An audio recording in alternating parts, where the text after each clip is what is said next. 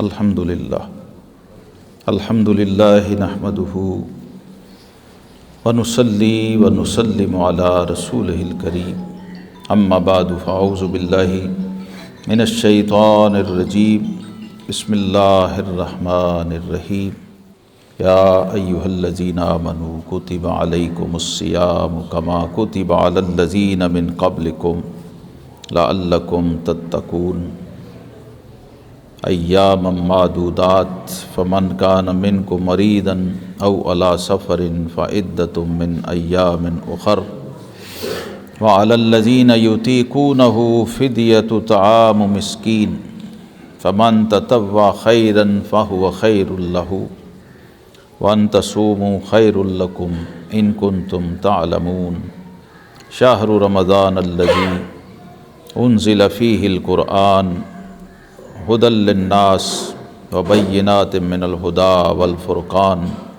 صدق اللہ مولانا العظیم وصدق رسولہ النبی الکریم الامین ان اللہ وملائکتہ یصلون علی النبی یا ایہا الذین آمنوا صلوا علیہ وسلموا تسلیما اللہم صلی علی سیدنا ومولانا محمد وعلی آل سیدنا ومولانا محمد واصحاب سیدنا ومولانا محمد وبارک وسلم علیہ اللہم صلی علی سیدنا ومولانا محمد وعلی آل سیدنا ومولانا محمد واصحاب سیدنا ومولانا محمد وبارک وسلم علیہ الصلاۃ والسلام علیک یا سیدی یا رسول اللہ وعلی آلک واصحابک یا سیدی یا حبیب اللہ مولا صلی وسلم دائما ابدا علی حبیبک خیر الخلق کلہم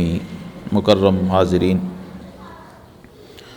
آج بحمد اللہ تعالی چونکہ ماہ رمضان المبارک کا آغاز ہو چکا ہے، اللہ رب العالمین اس کی برکتیں ہمیں نصیب فرمائے، تو اسی مناسبت سے قرآن اور رمضان کا جو باہمی ربط اور تعلق ہے اس پہ ہم آج کے درس میں مختصر گفتگو کریں گے۔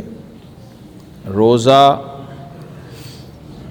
اس کی فرضیت، قرآن پاک نے اس کو بھی بیان کیا ہے ان آیات میں، سورہ البقرہ آیت نمبر 182، 83، 84، اور ساتھ ہی ساتھ یہ بتایا کہ یہ رمضان کا مہینہ وہ ہے جس میں ہم نے قرآن نازل کیا ہے، یعنی اور بھی 11 مہینے تھے لیکن ان 11 مہینوں میں سے کسی کو یہ شرف اور اعزاز اور یہ نسبت حاصل نہیں ہے جو رمضان کو حاصل ہے۔ تو آپ لوگ جو روزے رکھتے ہیں آپ کو یہ پتہ ہونا چاہیے کہ یہ رمضان کی جو شانیں ہیں یہ ساری قرآن کی وجہ سے ہیں۔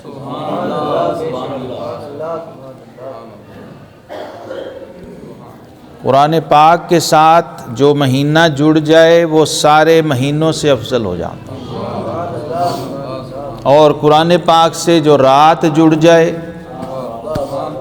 وہ ساری راتوں سے افضل ہو جاتی ہے۔ یہ دونوں باتیں قرآن پاک میں بیان ہو گئیں، انا انزلناہ فی لیلۃ القدر، مہینہ بھی بتا دیا اور رات بھی بتا دیا۔ تو اس پر ائمہ نے لکھا ہے کہ جو بھی یہ چاہتا ہو کہ قدر والا ہو جائے وہ قرآن سے جڑ جائے۔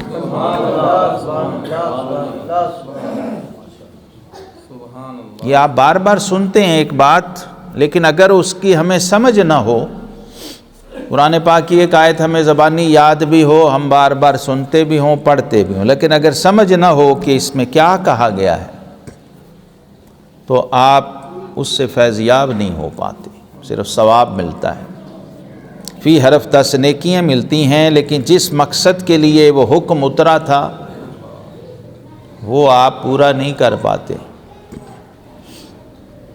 ایک ایسا شخص جو نہ قرآن پڑھتا ہے نہ اس پہ عمل کرتا ہے نہ اس کو سمجھتا ہے،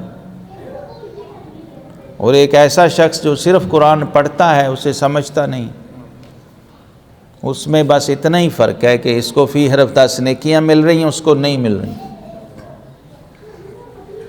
برکتیں مل رہی ہیں لیکن جو مقصد ہے وہ پورا نہیں ہو رہا۔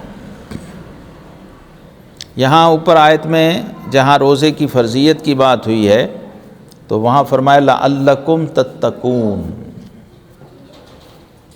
یہ جو روزے تم پہ فرض کیے گئے تھے، کیوں کیے گئے تھے؟ لعلکم تتقون، تاکہ تم پرہیزگار بن جاؤ، تقوی والے بن جاؤ۔ اگر تقوی والے نہیں بنے تو روزے رکھے ہی نہیں، پھر صرف بھوک کاٹی۔ اور حدیث پاک میں ہے کہ کئی روزہ دار ایسے ہیں جنہیں سوائے بھوک اور پیاس کے روزے سے کچھ حاصل نہیں۔ وہ اسی لیے کہ وہ اس کے مقصد سے واقف نہیں ہیں کہ فرض کیوں کیا گیا تھا۔ اور پھر تقویٰ بھی وہ چاہیے جو رب کریم نے قرآن میں بیان کیا ہے۔ تقویٰ کوئی ایسی چیز نہیں جو آپ نے خود ہی بنانی ہے یا گھڑنی ہے، یا جو آپ کے خیال میں تقویٰ ہو۔ تقویٰ بھی وہ ہے جو قرآن اور سنت میں بیان کیا گیا ہے۔ تو وہ آپ کیسے ٹیلی کریں گے، کیسے چیک کریں گے کہ جو میں کر رہا ہوں یہ وہی ہے جو میرے رب نے کہا؟ تو اس کے لیے یا تو آپ کو خود قرآن کو پڑھنا سمجھنا پڑے گا، یا پھر قرآن سمجھنے والوں کے ساتھ جڑنا پڑے گا۔ کیونکہ قرآن کہہ رہا ہے فَاسْأَلُوا أَهْلَ الذِّكْرِ إِن كُنتُمْ لَا تَعْلَمُونَ، اگر نہیں جانتے ہو تو جاننے والوں سے پوچھ لو۔ جو اہل ذکر ہیں ان کو قرآن نے اہل ذکر کہا ہے۔ ایام معدودات، یہ گنتی کے چند دن ہیں، وہ آتے ہیں چلے جاتے ہیں، یعنی محدود ٹائم ہے۔ اس میں یہ اشارہ ہے، اس سے فائدہ اٹھاؤ۔ یہ تھوڑا سا ٹائم تمہیں دیا ہے، اس سے فائدہ اٹھاؤ۔ فمن کان منکم مریضا او علی سفر فعدۃ من ایام اخر، جو بیمار ہو یا مسافر ہو رمضان میں، یہ قرآن پاک ہے، وہ بعد میں رکھے، روزہ نہ رکھے، ایفیشنسی نہ دکھائے، بیمار ہے تو بیمار رہے۔ ایک بزرگ تھے ہندوستان میں، شاہ فضل الرحمن گنج مراد آبادی رحمۃ اللہ علیہ، تو رمضان میں لوگ ان سے ملنے گئے ہوئے تھے، لائن لگی ہوئی تھی، تو ایک جوان عالم بھی لائن میں لگا ہوا تھا، طالب علم مدرسے میں نوجوان۔ ایک بزرگ آگے ان سے ملے تو وہ ہر ایک سے پوچھتے تھے کہ تمہارا روزہ ہے؟ کوئی کہتا جی روزہ ہے، کوئی کہتا نہیں روزہ۔ تو وہ جو بزرگ ملے، بوڑھے آدمی تھے، ان سے پوچھا کہ تمہارا روزہ ہے؟ انہوں نے کہا جی میرا روزہ ہے۔ تو انہوں نے بہت ڈانٹا ان کو، انہوں نے کہا تم بوڑھے آدمی اور اتنی دور سے سفر کر کے آئے ہو تو تمہیں پتہ نہیں ہے کہ تم روزہ نہ رکھتے سکون سے آتے اور پھر بعد میں رکھ لیتے، حکم تو یہی ہے۔ تو وہ کہتے ہیں میں ڈر گیا کہ اب مجھے بھی جھڑکیاں پڑیں گی کیونکہ میں بھی روزے سے تھا۔ تو جب میں ان سے ملا تو انہوں نے پوچھا روزے سے ہو؟ کہا جی۔ تو انہوں نے فرمایا شاباش تم جوان آدمی ہو بھائی، تم رکھ سکتے۔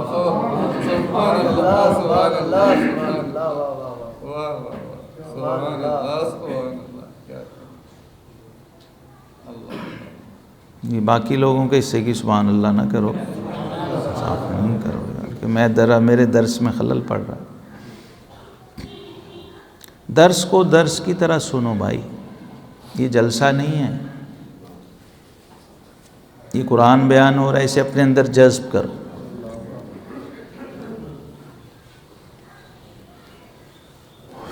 قرآن جب بیان ہوتا ہے نا تو بندے بن کے سننا چاہیے،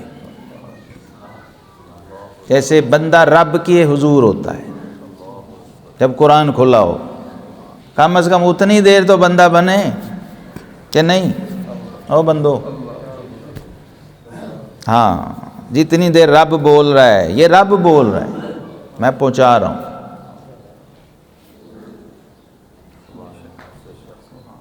جب قرآن پڑھا جائے تو جس کی تم نماز پڑھتے ہو، سجدہ کرتے ہو، تمہیں تو نہیں پتہ، اس کو جانتے تو نہیں ہو، انے وہاں نمازیں پڑھتے ہو. جب قرآن پڑھا جائے تو اگر تمہارا ایمان ہے کہ یہ اللہ کا کلام ہے ایمان جی ہاں، تو اس وقت سمجھا کرو میرا رب بول رہا ہے، میں سن رہا ہوں. یہ پھر تمہیں سمجھ آئے گی، پھر اندر جائے گا، پھر اثر کرے گا، پھر عمل کو جی چاہے گا. اگر سمجھو گے مولوی بول رہا ہے، پھر قیامت تک سمجھ نہیں آئے گی. سمجھ گئے ہو؟ یہ جو لوگ مولوی سے لڑتے رہتے ہیں وہ اصل مولوی سے نہیں، اصل میں رب سے لڑ رہے ہوتے ہیں. لیکن چونکہ رب کا نام نہیں لے سکتے تو پھر سارا غصہ مولوی صاحب پہ نکال دیں. بات سمجھ آ رہی ہے میری؟ ہاں، کیونکہ آپ کے ارد گرد ایسی مخلوق بھی ہے دن رات جس کی بات آپ بڑے غور سے سنتے ہیں، بار بار کلپ ریپیٹ کر کے سنتے ہیں. کیونکہ ابلیس اور شیطان کا پیغام جو ہے وہ تمہیں اس لیے اس میں کشش محسوس ہوگی کہ تمہارے اندر ابلیسیت، نفسانیت اور شیطانیت کی ریشو زیادہ ہے. تو کند ہم جنس باہم جنس پرواز، کبوتر با کبوتر باز بباز. اگر اندر نفسانیت ہے تو باہر کی نفسانیت اچھی لگے گی، اندر شر ہے تو شر کی طرف کھنچو گے، اندر خیر کا غلبہ ہے تو خیر اچھی لگے گی. قد افلح من زکاہا وقد خاب من دساہا. یہ کسوٹی ہے اور سٹینڈرڈ ہے قرآن پاک میں. تو اس کو غنیمت سمجھیں. اس دور میں روئے زمین پہ کہیں بھی کوئی شخص قرآن کی آیت پڑھ رہا ہو اور اس کا ترجمہ آپ کو سنا رہا ہو، اور یہ میری بات اگر سمجھ نہیں آئی تو پھر آپ جو بھی سنتے ہیں اس میں ڈھونڈا کریں یہ بندہ آیت کب پڑھتا ہے. کھول لیں سارا کچھ، ساری ٹیوبیں یوٹیوبیں کھول کے دیکھیں کہ یہ 1 گھنٹہ مولوی صاحب بولے ہیں یا پروفیسر صاحب بولے ہیں یا یہ موٹیویشنل سپیکر صاحب بولے ہیں، اس میں انہوں نے آیتیں کتنی پڑھی ہیں.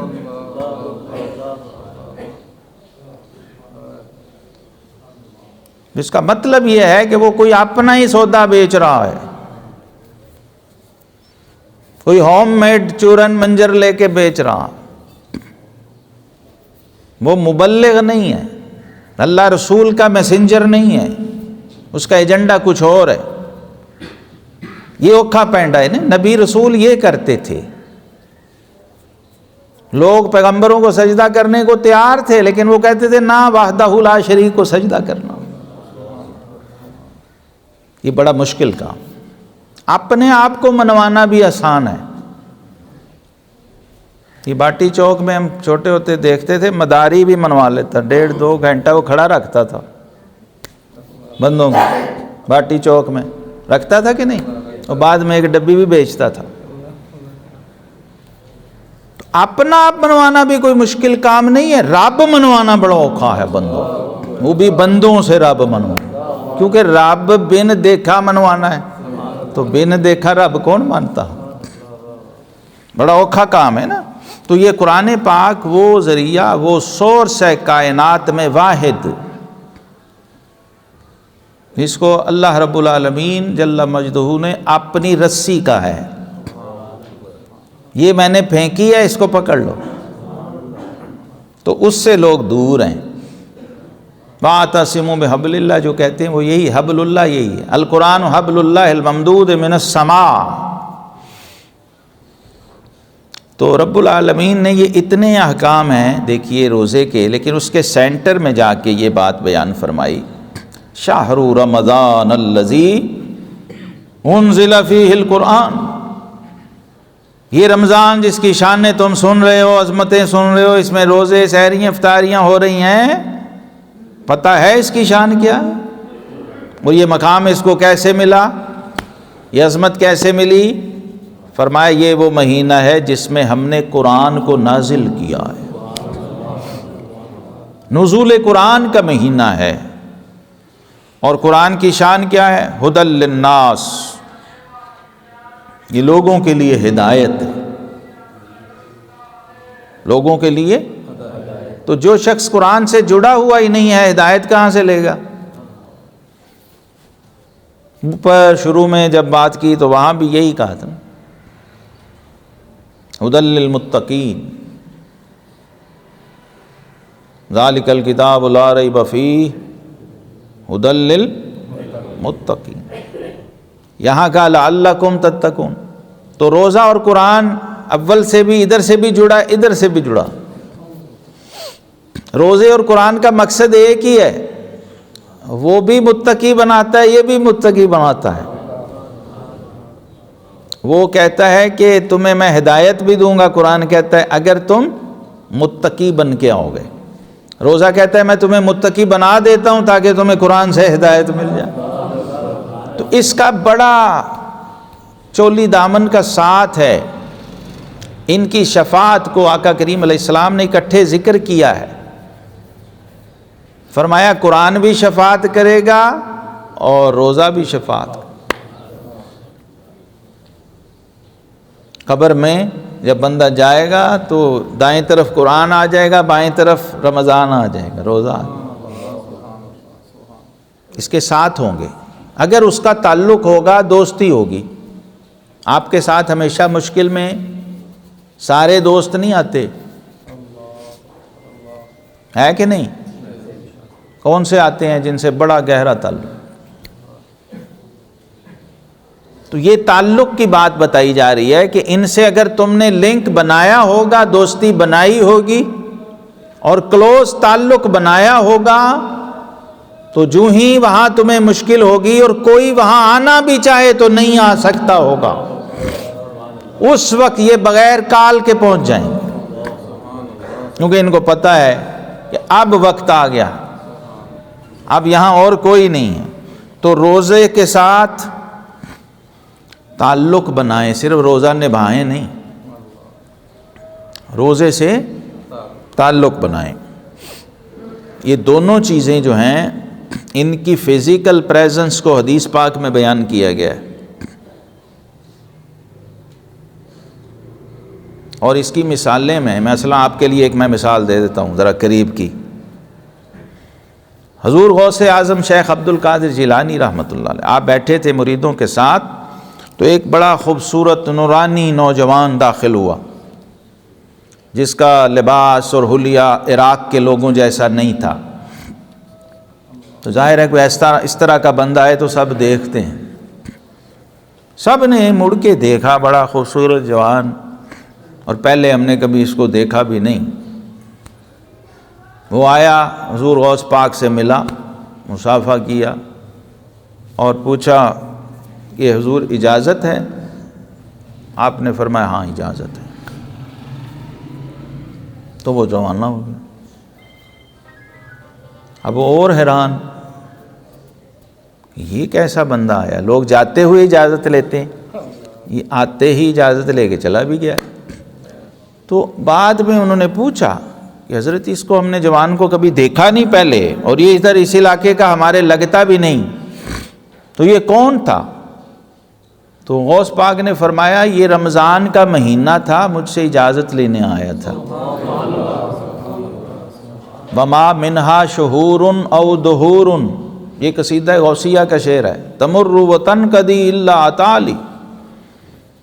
غوث پاک فرماتے ہیں کہ اللہ نے مجھے اپنا وہ قرب عطا کیا ہے، اور القادر نے اپنی ابدیت کے صدقے مجھے وہ شان دی ہے کہ کوئی مہینہ بھی میری اجازت کے بغیر نہیں گزرتا۔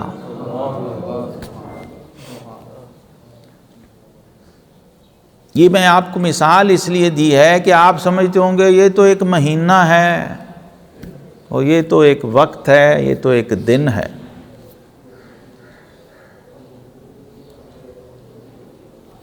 یہ احد پہاڑ جو ہے اس کے بارے میں حضور صلی اللہ علیہ وسلم نے یوں صحابہ کو بتایا تھا، احد جبل یحبنا ونحبہ، پہاڑ تو اور بھی بڑے تھے نا اور ہیں، لیکن فرمایا یہ والا جو پہاڑ ہے نا یہ مجھ سے محبت کرتا ہے، میں اس سے محبت کرتا ہوں۔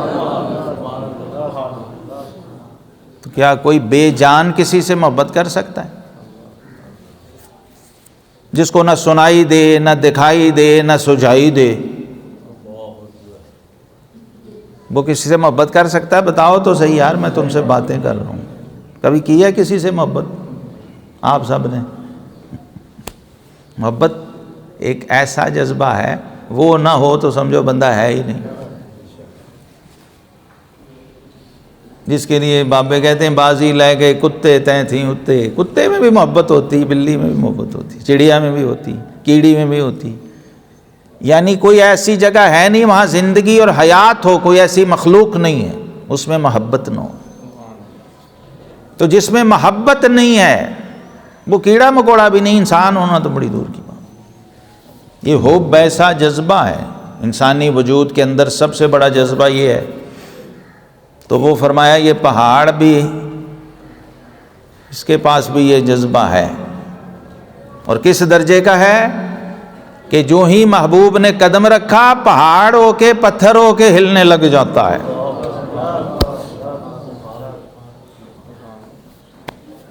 یہ بخاری مسلم سے آئے ستہ ہے نا، یہ کیوں نہیں کوئی بیان کرتا ممبر پہ یہ حدیثیں؟ یہ کیوں نظر نہیں آتی لوگوں کو؟ کیونکہ ان کے پاس احد جتنی بھی سینسز ایکٹیو نہیں ہیں۔ نبی کریم علیہ السلام قدم رکھیں تو پہاڑ ہلے، اور اسی محبوب کا نام آئے تو امتی کو کامران چشتی کہے کہو سبحان اللہ، ہے کتنا فرق ہے۔ پہاڑ کو کسی نقیب نے نہیں کہا ہل، کیونکہ اس میں محبت تھی تو وہ ہلا۔ اور پھر ساتھ صدیق اکبر تھے، ساتھ فاروق اعظم تھے، ساتھ اس کو۔ اب جب محب محبوب کو دیکھ کے حرکت کرے نا تو پھر محبوب کی برکت ملتی ہے۔ اب کیا ہے، اب آقا کریم علیہ السلام اپنے عصا مبارک سے یا اپنے پاؤں مبارک سے اس کو تھپکی دے رہے ہیں، ٹھوکر دے رہے ہیں، اثبت یا احد۔ اب اس سے گفتگو ہو رہی ہے، کلام ہو رہا، اے احد ٹھہر جا، فإنما علیک نبی و صدیق و شہیدان، تیرے اوپر اللہ کا ایک نبی ہے، ایک صدیق ہے، اور 2 شہید ہیں، دونوں زندہ کھڑے ہیں۔ اور نبی پاک صلی اللہ علیہ وسلم فرما رہے ہیں 2 شہید، کیا مطلب کہ ابھی تو میرے ساتھ ہیں لیکن مجھے پتہ ہے دونوں شہید ہوں گے۔ یہ رضی اللہ عنہ والوں کا عقیدہ ہے، خلفائے راشدین کا۔ کسی نے پوچھا تک نہیں کہ حضور آپ کو کیسے پتہ چلا میں نے شہید ہونا ہے۔ یہ فرق ہوتا ہے صحابی میں اور بد عقیدہ قسم کے لوگوں میں۔